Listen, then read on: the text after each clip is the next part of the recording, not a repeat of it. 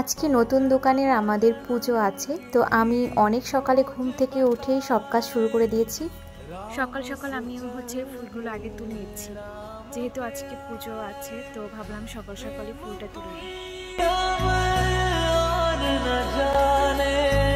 রাম সে রুঠে রাম সে মানে।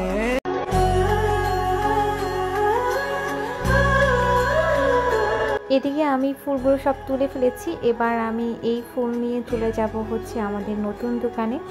আর আমি নতুন একটা কাঠগোলাপ গাছ কিনেছি, আর এই গাছটা এখন লাগানোর পালা। এদিকে আমি এবং বৌদি হচ্ছে পুজো সব জোগাড় করে ফেলি, কারণ ঠাকুর মশাই ঠিক ৮টার সময় পুজো শুরু করবে, সেই জন্য আমরা তাড়াতাড়ি করে সব জোগাড় করি।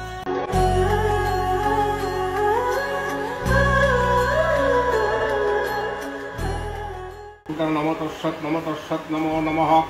অপবিত্র পবিত্র বা সর্বস্থান পুরুষের কাছে। এরপরেই পুজো শুরু হয়ে যায়। বাসার সবাই হচ্ছে দোকানে চলে আসে, আর আমরা সবাই উপোস ছিলাম।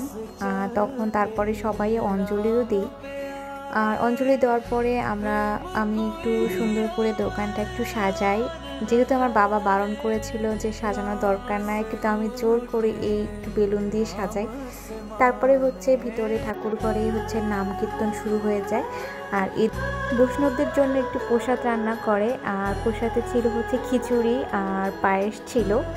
আর নাম কীর্তন করার পরে সবাই হচ্ছে প্রসাদ গ্রহণ করে।